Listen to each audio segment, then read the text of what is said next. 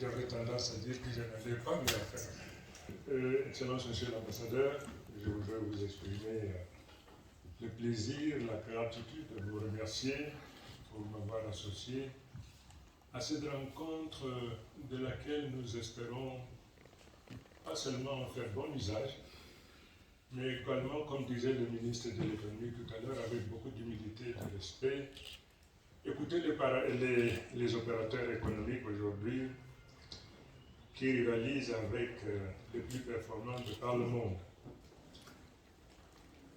Au nom de la solidarité gouvernementale, je pense que le ministre qui a une vision holistique de notre économie, il a parlé avec beaucoup d'éloquence du capital humain qu'il y a lieu de former. J'adhère entièrement à ce que le ministre a dit tout à l'heure. J'avais dit peut-être que je n'avais rien à dire, sauf qu'il faut quand même que je dise quelque chose. Mesdames et messieurs, notre nation est confrontée à un problème très important, celui du capital humain indispensable pour la construction de son devenir. Je suis responsable de l'emploi et de la formation professionnelle. C'est l'avers et le revers de la même chose. Nous disposons aujourd'hui de centaines de milliers de jeunes Camerounais qui détiennent des parchemins universitaires d'enseignement général, mais qui malheureusement, ces parchemins, le savoir et le savoir-faire qu'ils ont pu acquérir, malheureusement n'intéressent pas le marché du travail. En vérité, le système dans lequel nous nous trouvons aujourd'hui et qui mérite de faire sa mue, qui mérite le changement de paradigme. Ce système éducatif qui est le nôtre, malheureusement, a tendance à produire énormément de Camerounais qui détiennent, comme je disais tout à l'heure, des parchemins universitaires, mais malheureusement, qui ne leur ouvrent pas les portes du travail. Nous sommes en train de reproduire un héritage, ce que j'appelle de temps en temps notre péché originel. À l'événement de l'indépendance, les institutions de l'État devaient être mises en place et l'État se permettait donc de recruter surtout ceux qui avaient la formation classique, la formation générale. L'État naissant avait besoin de tout le monde. Il se trouve, comme le ministre l'a dit, et probablement l'ambassadeur l'a dit, et vous qui êtes ici, vous le savez également, le monde bouge. Et le monde bouge et malheur à celui qui ne s'adapte pas. C'est un monde impétueux qui écrase tous ceux qui ne le comprennent pas et au mieux les soumet à sa subordination. Je disais tout à l'heure que nous avons hérité d'un modèle. Ce modèle est battu en brèche. Depuis l'indépendance jusqu'à date, l'État a mis en place moins de 300 de ce que nous appelons les SAR-SM, c'est-à-dire les sections artisanales rurales, les sections ménagères. Ces institutions, naturellement frappées d'obsolescence, ne ressemblent à rien par rapport aux exigences de l'économie moderne. Nous sommes donc confrontés à une dynamique. La dynamique qui consiste à mettre à la disposition des opérateurs économiques que vous êtes un capital humain bien formé. Il se trouve malheureusement que dans ce domaine, il y a un déficit terrible. J'affirme sans être démenti, aujourd'hui, nous n'avons pas de bons soudeurs. Nous n'avons pas de bons mécatroniciens. Nous n'avons pas de bons étanchéistes. Nous n'en avons pas. Il est question donc pour nous de les former. Mais le ministre l'a dit tout à l'heure, le monde bouge. Il a annoncé les chiffres, le secteur primaire 1%, le secteur secondaire peut-être 20%, et le secteur tertiaire 70% et plus. Si on fait une décomposition spectrale au niveau des métiers ici, et qu'on compare à ce qui se passe dans vos pays, je ne sais pas à quel niveau situerait donc notre nation dès lors que je vous disais tout à l'heure le déficit en matière de capital humain, c'est-à-dire de formation basique. Nous avons besoin de bons carreleurs, nous avons besoin de bons mécatroniciens, nous avons besoin de bons étanchéistes. Malheureusement, nous ne les avons pas. Nous ne les avons pas. Ma position de ministre de l'Emploi et de la formation professionnelle me donne le pouvoir d'être le régulateur de la main-d'œuvre. C'est-à-dire, je ne signe un contrat à un étranger, à l'exception naturellement du diplomate. Je ne signe un contrat que s'il est établi de manière irrévocable et qu'il n'y a pas de Camerounais qui soit capable de faire le travail pour lequel un visa est sollicité.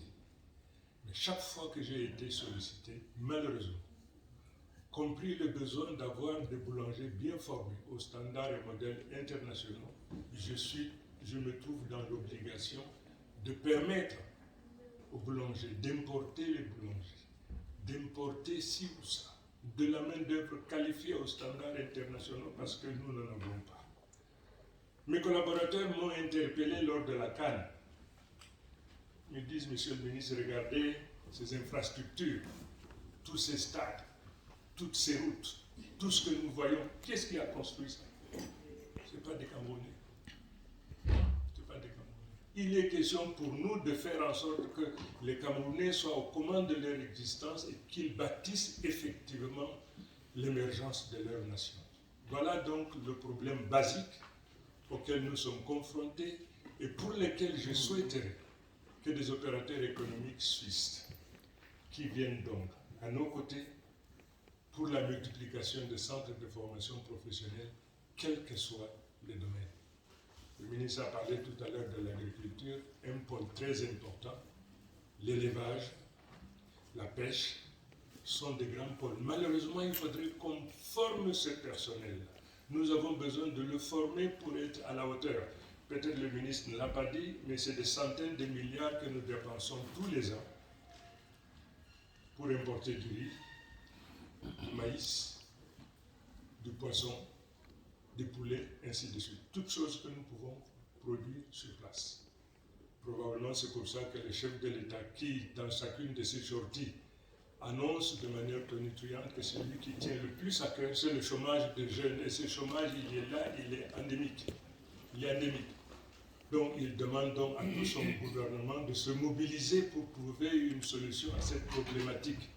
Et c'est pour cette raison, le ministre en a parlé probablement avant que je ne vienne, il a prescrit donc à son gouvernement l'impôt de substitution, c'est-à-dire prescrire à son gouvernement de faire en sorte que nous ne continuons pas à produire ce que nous ne consommons pas et consommons ce que nous ne produisons pas, renverser donc la situation, changer de paradigme et faire en sorte que nous sommes en mesure de produire au moins ce que nous devons consommer, parce que là, il y a énormément d'argent à faire. Voilà donc le problème qui est le nôtre. Le ministre a parlé de beaucoup de formations. Il a parfaitement raison. Il a parfaitement raison.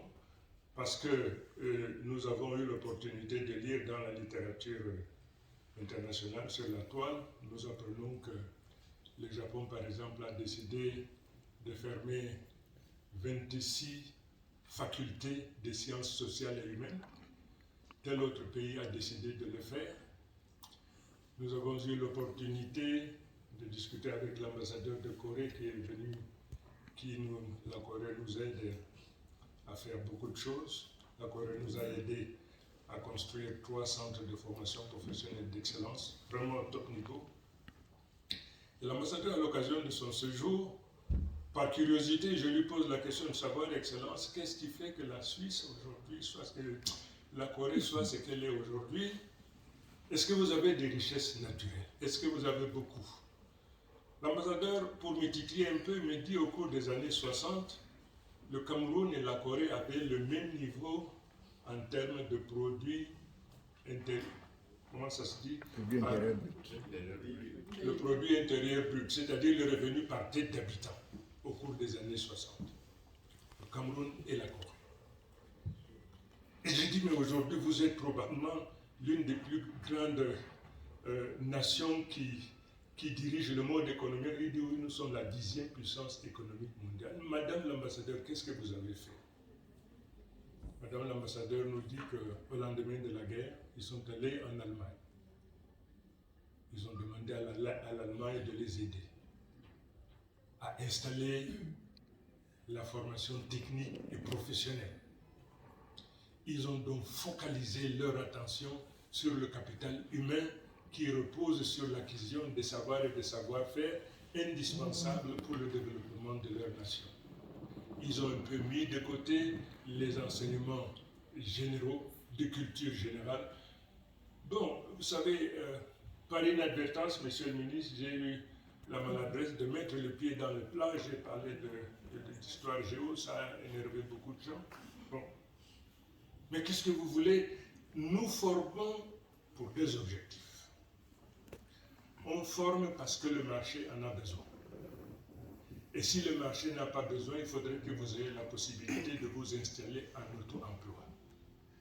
Toute formation qui n'obéit pas à ces deux choses-là risque de vous jeter en pâture.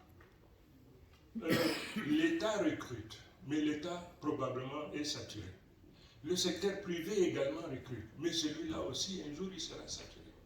Alors, si ces deux pôles-là ne peuvent pas vous recruter, il faudrait que vous ayez un apprentissage, un métier qui vous permette de vous installer en auto-emploi, où vous travaillez pour quelqu'un, où vous travaillez pour vous-même.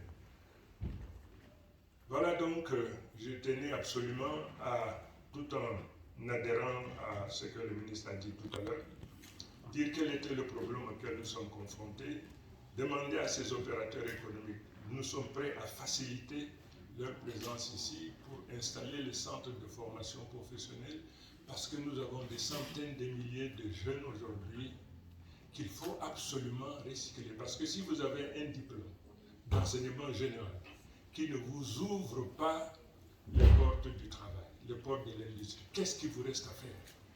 De l'accrocher quelque part comme un trophée de guerre et puis aller dans un centre de formation qui vous permettra d'avoir un métier qui vous permettra par la suite, comme on dit, d'amener la marmite au feu. J'ai discuté avec beaucoup de professeurs d'université en France qui me disent qu'en France, par exemple, le plombier gagne au moins autant qu'un professeur d'université, sinon davantage. Voilà donc le capital humain, il est indispensable. L'émergence de notre nation repose également sur le capital humain. Aujourd'hui, nous nous battons pour que la formation basique, indispensable, et ça concerne des centaines et des centaines de milliers de Camerounais, des centaines et des centaines de milliers de Camerounais, que cette formation basique-là soit disponible pour que tous ceux-là qui acceptent de se remettre en cause dans le cadre du changement de paradigme, qu'ils aient au moins la possibilité de faire un métier qui leur permet donc d'aller vers le marché du travail. Par là, Excellence, Monsieur l'Ambassadeur, je voudrais m'excuser. J'étais d'abord venu, j'étais parmi les premiers, mais on m'a dit que j'étais un peu trop tôt, il fallait que je retourne au bureau. J'ai dit bon, que je vais au bureau. C'est simplement pour m'excuser. J'étais probablement parmi